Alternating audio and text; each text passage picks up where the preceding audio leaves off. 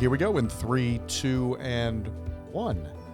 Welcome to PRMC On Point, a discussion of the qualities, the values, and the contributions of Peninsula Regional Medical Center to the communities we serve. I'm Roger Fallabout, the Director of Strategic Communications for Peninsula Regional Medical Center and the Peninsula Regional Health System, and it's a great pleasure to have on the program today our Chief Information Officer and the Executive Director of Information Technology at Peninsula Regional Medical Center, Mr. Ray Adkins. Hi, Ray. How you doing? Hey, Roger. Good. Thank you. Great to have you on the program. First question I ask everybody. Local guy? Did you grow up here? Didn't grow up here. My family's from the area, both my mom and dad, but been back since college. Is that what brought you here? Was it coming back to college? It was. I graduated from high school. My parents relocated and applied to SU and Salisbury State College at the time. At the time, right. And have been here ever since. So PRMC, first job for you? It was my first job First real grown-up job? First grown-up job, yep. Started in laboratory as a phlebotomist and moved into IT a few years later. So how in the world do you make that transition from being a phlebotomist to getting involved in information technology? Yeah, interestingly, labs tended to be one of the first adopters of computer systems in hospitals. And so coming from that experience, working in our lab as a medical technologist, there was an opportunity to be part of the team that implemented the first hospital information system, and I was part of that group. So did you always know that you wanted to work in a healthcare setting, or did you kind of just fall into this? I very much liked science and the analysis and analytics, and that's what brought me to medical technology, and eventually it was a good foundation for what I do today. Yeah, absolutely. Information technology, we mentioned that. That is a huge broad swipe brush that covers a whole lot of things. So tell me what you're responsible for when we say information technology at PRMC. Sure. So at Peninsula Regional, information technology and our information services department is responsible for pretty much anything that you plug in. That's from the desktop computers, the telephones, both wired and wireless. All the operational departments rely on a variety of applications to support their function. So that can range from our electronic medical record system to the accounts payable systems to ordering and purchasing to HR and payroll. Since you mentioned the EMR, let's talk about that for a minute. We have really been ahead of the curve on the electronic medical record, and I think it goes back to maybe the 1970s in some form or fashion that Peninsula Regional Medical Center was working off an electronic medical record. Elaborate on that. What are they? What do they do? And how important are they in today's technology-based healthcare environment? All right. Well, they are critical to supporting the clinical operations and virtually every activity within the hospital, a 21st century facility. It is the clinical repository for a patient and the clinical information associated with their encounter. It is all of the discrete data that represents that medical record from a clinical perspective as well as from a billing and coding perspective. It would be highly unusual for an organization operating today to not have an electronic record as part of their enterprise. You've been at the organization a number of years now. A long time. Yeah, 38 years. 38 years, so you've seen a lot. Does it surprise you, knowing what you know about the organization now and spending your adult life working for it, that we were really on the front end of the curve when it came to that type of technology? We have been extremely fortunate. The leaders back in the 80s, Don Durham, Joe Otis, John Stevens, those folks had an early recognition of the benefit that the technology would provide to a growing organization. And I think we've been a leader in many ways in the adoption and use of those technologies over the years. So, it's often said that you can't take the caregiver away from the hospital experience, but I can't see the hospital experience even happening without information technology involved in everything, because it is in everything that we do. You're absolutely right. It is so integral today to what is done and the ability for our clinicians and others that are involved in that care delivery to do the work that they need to do. I could spend a week on this, and you and I have had conversation about this, but next to the care that we provide patients and getting them safely through the experience and home from our medical center is protecting their privacy. I imagine that is a daunting task with the continuous flow of information in an organization that never shuts the doors, never turns off the power. It's 24/7, 365. It is a huge area of focus for our organization, for any healthcare organization. There is such a dependence on the technology to ensure that it's available and accessible, 24/7, as you referenced, is one of an area of significant focus for us. I can't imagine if we'd ever have to go back to paper again. It's not something you want to have to think a great deal about, but it's absolutely something that we have to think about. And we do train for that too in the event that we lose all technology. We absolutely do. There's a lot of emphasis on in preparation for that that event. As much as we may want to not think about it or for it not to occur within the organization, we have to be prepared. And there is a great deal of emphasis in collaboration with the operational areas to ensure that they have good, solid downtime procedures for just such an event. Yeah. Easy transition to my next question too, which is, given the nature of our world today and how volatile it is with technology and information sharing, and it seems that everybody is out there trying to trick you into doing something you shouldn't be doing. How much of your time, how much of the IT and the information technology department's time is spent protecting our system from those type of cyber attacks?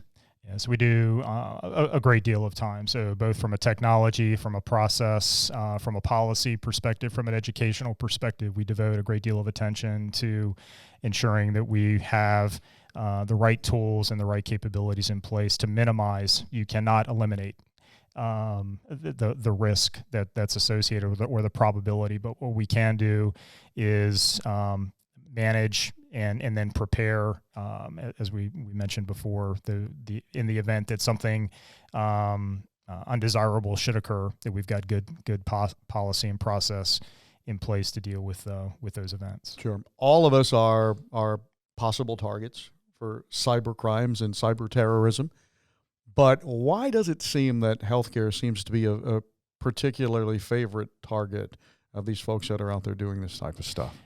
Several reasons. Yeah, I mentioned just the importance that those systems have in supporting the operations within a healthcare organization.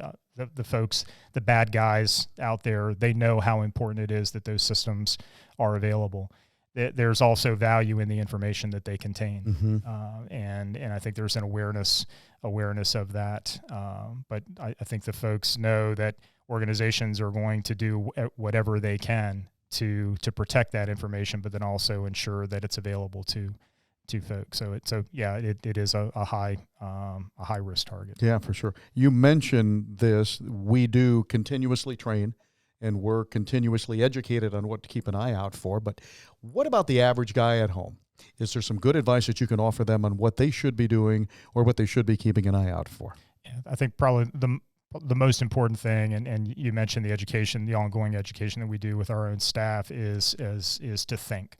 When you get that email, really pay attention to where it originated from. Look at the address, pay attention to any links that it might contain, and also know that most legitimate businesses that you're going to be doing have a relationship with, they aren't going to ask you to do things like provide them with your credentials in response to an email. They're going to want you to contact them. They're going to want you to initiate the contact to that business, sure, and not use something like an unsolicited email to make that request. If I'm at home and I think I've done something, what's the best advice you can offer me? What do I do?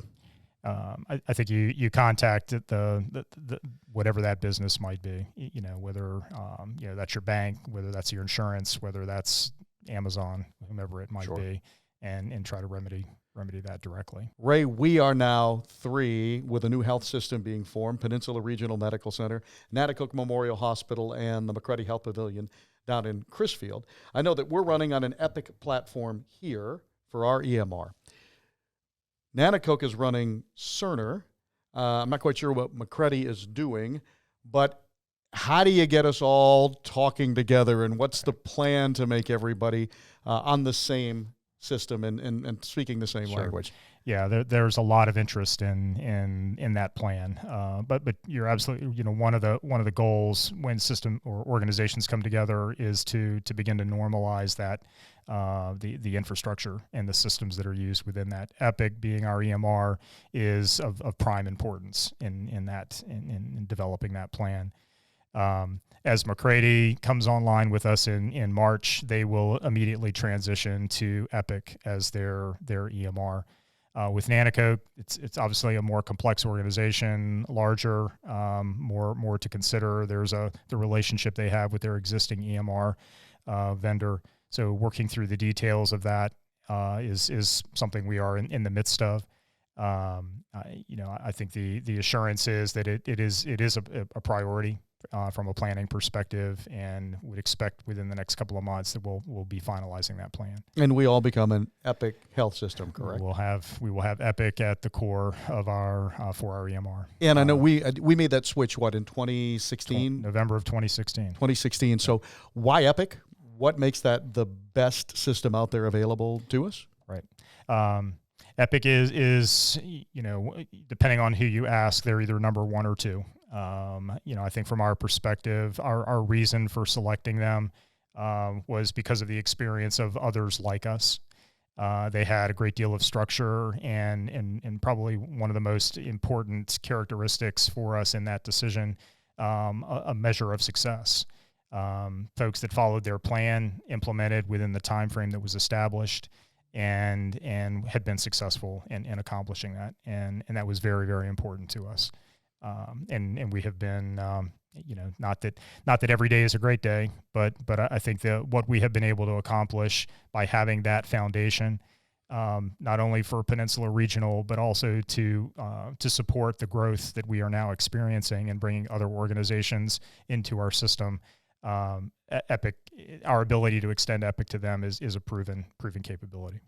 One of the greatest advancements in technology, at least from my standpoint as a consumer of healthcare, is the ability to be able to access my own medical record, to see what's going on, to speak directly with my physician, to see my lab results, to schedule appointments. How important is that, and what is the process that we use at Peninsula Regional Medical Center for folks to connect with their electronic medical record and their health record? Sure. So patient portal, that's the capability that is kind of a generic term in the Epic environment. That's known as MyChart here at Peninsula. That we refer to that as MyPenCare. The capabilities that are associated with or through that patient portal are, as you had referenced, the ability to access your record, the test results from that testing that you had done this morning, or the encounter that you had with your physician earlier in the week. All of that information is available to and accessible to the patient.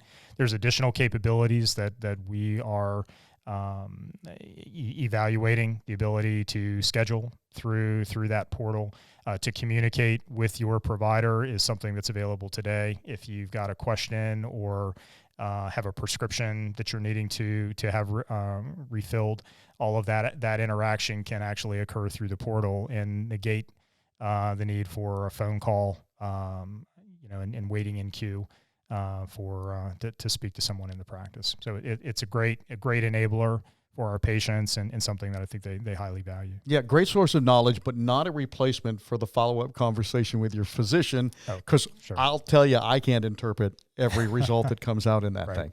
Right. Yeah, you're absolutely right. Let me get you out of here on this, Ray. Give you a crystal ball. Let you look into it. Where is information technology in the next 10 to 20 years? At PRMC, and probably more importantly, out in the community as we move more and more away from the four walls of the hospital? Sure. Yeah, it's hard to forecast. It's hard for us to even look beyond 2 to 3, 3 to 5 years from a planning perspective. We look at the type of changes that have occurred over just the last couple of years.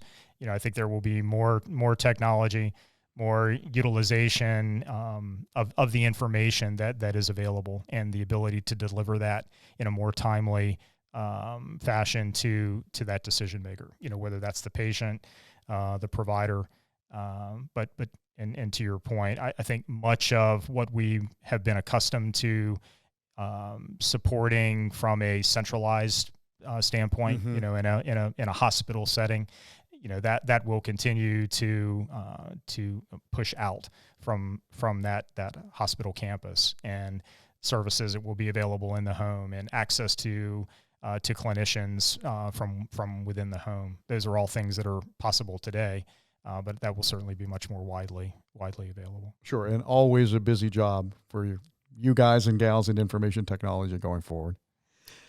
Ray, thank you very much. Good to have you on the program. I'm glad you were here. Hope you come back and see us again sometime soon. Absolutely. Thank you. Pleasure. And that'll do it for this edition of PRMC On Point. If you'd like to find out the latest information on what's going on around our medical center or across the health system, a good place is always our website, and you'll find us there at peninsula.org. For Ray, I'm Roger. Thanks for tuning in. We'll see you again on the next episode of PRMC On Point.